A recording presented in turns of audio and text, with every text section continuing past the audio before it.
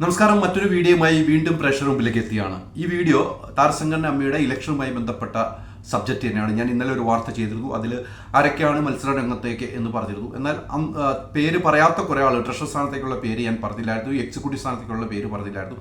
ഈ പേരുകളെല്ലാം നമ്മളൊന്ന് ഈ വീഡിയോയിലൂടെ അവതരിപ്പിക്കുകയാണ്. കാരണം ഇന്നലെയാണ് രാത്രിയോട് കൂടിയാണ് പരിശോധന പൂർത്തിയാക്കുന്നത്.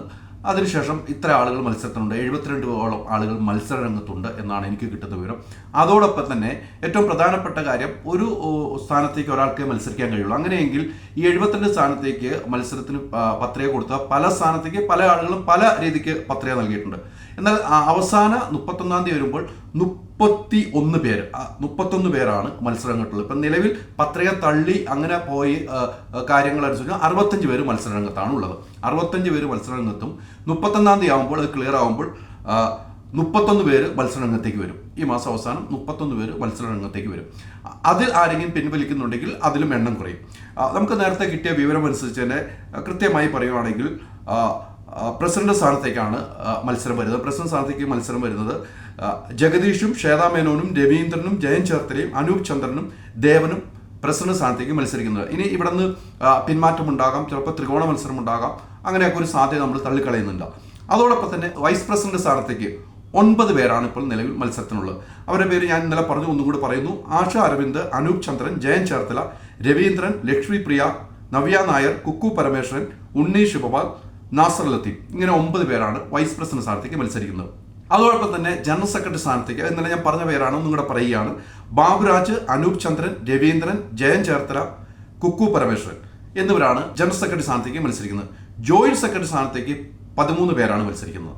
13 പേര് മത്സരിക്കുന്നു. ആശ അരവിന്ദ്, അനൂപ് ചന്ദ്രൻ, വിനു മോഹൻ, രവീന്ദ്രൻ, ടിനി ടോം, കുക്കു പരമേശ്വരൻ, സരയു, ബാബുരാജ്, ലക്ഷ്മി, സുരേഷ് കൃഷ്ണ, ജയൻ ചേർത്തല, ഉണ്ണി, അൻസിബ, ഇങ്ങനെ 13 പേര് ജോയിന്റ് സെക്രട്ടറി സ്ഥാനത്തേക്ക് മത്സരിക്കുന്നുണ്ട്. അതോടൊപ്പം തന്നെ ട്രഷറർ സ്ഥാനത്തേക്ക് 9 പേരാണ് മത്സരിക്കുന്നത്. അനൂപ് ചന്ദ്രൻ, വിനു മോഹൻ, ഉണ്ണി, ടിനി ടോം, ജയൻ, കുക്കു പരമേശ്വരൻ, രവീന്ദ്രൻ, സുരേഷ് കൃഷ്ണ എന്നിവരാണ് ട്രഷറർ സ്ഥാനത്തേക്ക് മത്സരിക്കുന്നത്. വനിതാ സംവരണമായ എക്സിക്യൂട്ടീവിലേക്ക് മത്സരിക്കുന്ന ആളുകൾ ഇപ്പൊ 4 പേരാണ്. അതിൽ 8 പേരോളം മത്സരിക്കുന്നതാണ് എനിക്ക് കിട്ടുന്ന വിവരം. അത് ഈ പേരുകളാണ്: നീന കുറുപ്പ്, സജിത ബേട്ടി, സരയു മോഹൻ, ലക്ഷ്മി പ്രിയ, ആശ അരവിന്ദ്, ശ്രുതി ലക്ഷ്മി, അൻസിബ ഹസൻ, അഞ്ജലി നായർ എന്നിവരാണ് അതിൽ മത്സരിക്കുന്നത്. അതോടൊപ്പം തന്നെ എക്സിക്യൂട്ടീവ് ജനറൽ വിഭാഗത്തിലേക്ക്, പുരുഷന്മാരുടെ വിഭാഗത്തിലേക്ക് മത്സരിക്കുന്ന 15-16 പേരാണുള്ളത്. അതിൽ ഉള്ള ആളുകൾ ഇപ്രകാരമാണ്: 15 പേരിലുള്ളത് രവീന്ദ്രൻ, കൈലാഷ്, ഉണ്ണി ശിവപാൽ, അനൂപ് ചന്ദ്രൻ, സിജോയ്, നസീർ, സരയു, റോണി, ടിനി ടോം, സന്തോഷ് കീഴാറ്റൂരാണ്, ജയൻ ചേർത്തല, വിനു മോഹൻ, നന്ദു പൊതുവാൾ, ജോയ് മാത്യു, സുരേഷ് കൃഷ്ണ, നസീർ എന്ന് പറഞ്ഞാൽ നാസർ ലത്തീഫാണ് എന്നാണ് എനിക്ക് കിട്ടുന്ന വിവരം. ഇങ്ങനെയാണ് ഇവർ മത്സരിക്കുന്നത്. അപ്പം ഇതിൽ നിന്നും ഇത്രയും പേര് മത്സരിക്കുന്നു. ഒരു സ്ഥാനത്ത് നിന്നും പല സ്ഥാനത്തേക്ക് ആളുകൾ പത്രിക കൊടുത്തിട്ടുണ്ട്. ആ ലിസ്റ്റാണ് ഞാനിപ്പോൾ കൃത്യമായി പറഞ്ഞത്. അതിലും ഏറ്റവും പ്രധാനപ്പെട്ട കാര്യം, നാമനിർദ്ദേശ പത്രിക തള്ളപ്പെട്ട സാഹചര്യം ഉണ്ടായിട്ടുണ്ട്.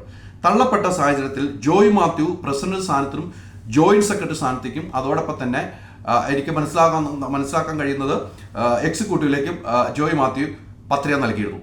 അതിൽ 2 പത്രിക ജോയ് മാത്യുവിൻ്റെ തള്ളി എന്നാണ് എനിക്ക് കിട്ടുന്നത്. 2 പത്രിക ജോയ് മാത്യുവിൻ്റെ സാങ്കേതിക ടെക്നിക്കൽ പരമായ മിസ്റ്റേക്ക് കാരണം തള്ളി. പിന്നെ എക്സിക്യൂട്ടീവ് സ്ഥാനത്തേക്ക് മാത്രമായി. അതോടൊപ്പം തന്നെ അൻസിബ ഹസൻ വൈസ് പ്രസിഡന്റ് സ്ഥാനത്തേക്ക് നൽകിയിരുന്നു. ആ പത്രിക തള്ളപ്പെട്ടിട്ടുണ്ട്.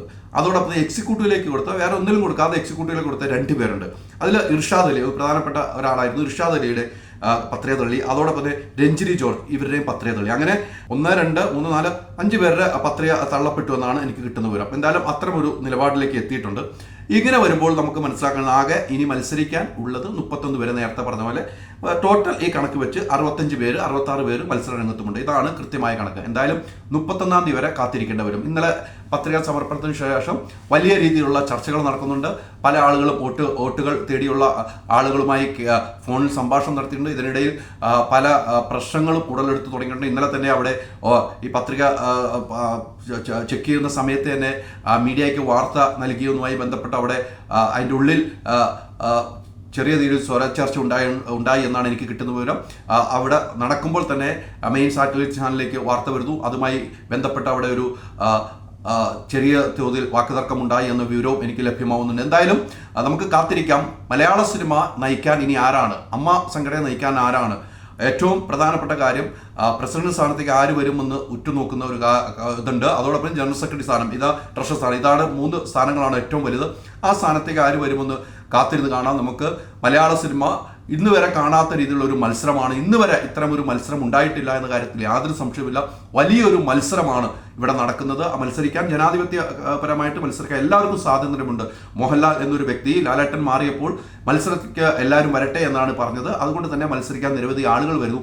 ഇനി ആരാണ് ഇതിൻ്റെ യോഗ്യന്മാർ, ആർക്കാണ് ഇത് മത്സരിക്കാൻ യോഗ്യത ഉള്ളതെന്ന് ഇനി ഈ താരങ്ങൾ തന്നെ തീരുമാനിക്കും. വോട്ട് ചെയ്യുന്നവർ തന്നെ ഒന്ന് ആലോചിച്ച് തന്നെ വോട്ട് ചെയ്താൽ മാത്രമുള്ളൂ ഈ സംഘടനയ്ക്ക് ഗുണമുണ്ടാവുള്ളൂ. കാരണം പണ്ടത്തെ പോലെ അല്ല, എവിടെ പോയാലും താരസംഘടനയുടെ ആരാണെന്ന് ചോദിച്ചാൽ നമുക്ക് ലാലേട്ടനെയും മമ്മൂക്കാടെയൊക്കെ പേര് എടുത്തു പറയാവുന്ന ഒരു കാലഘട്ടത്തിലൂടെ നമ്മൾ പോയപ്പോൾ ഇവരാരുമില്ലാതെ ഈ സംഘടന നയിക്കുമ്പോൾ നല്ല ആളുകളെ തിരഞ്ഞെടുക്കുക എന്നത് ഓരോ ആളുകളും ശ്രദ്ധിച്ച് വോട്ട് ചെയ്യണം. കാരണം അത്രമാത്രം നല്ല പ്രവർത്തികൾ താരസംഘടന ചെയ്യുന്നുണ്ട്. ഇതെല്ലാം ഇനിയും തുടർന്ന് നടന്നു പോകണം. കൈനീട്ടമാണെങ്കിലും ഇൻഷുറൻസ് ആണെങ്കിലും മരുന്നിൻ്റെ പദ്ധതിയാണെങ്കിലും എല്ലാം ഇനിയും നടന്നു പോകണം. അപ്പം അതിനുള്ള ഒരു കഴിവും പ്രാപ്തിയുമുള്ളവരെ തന്നെ തിരഞ്ഞെടുക്കാൻ അമ്മ സംഘടനയുള്ളവർ ഉണ്ടാകും എന്ന് തന്നെയാണ് നമ്മൾ പ്രതീക്ഷിക്കുന്നത്. നമുക്ക് കാത്തിരുന്ന് കാണാം. പൂവ് പോലൊരു പുട്ടുണ്ടേ അജ്മിയുടെ പുട്ടും വിളമ്പാം നല്ല വിശേഷം. അജ്മി സ്റ്റീം മെയ്ഡ് പുട്ടുപൊടി.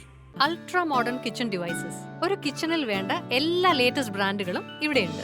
ലോകോത്തര ബ്രാൻഡുകൾ, original products, wide range. MyG future.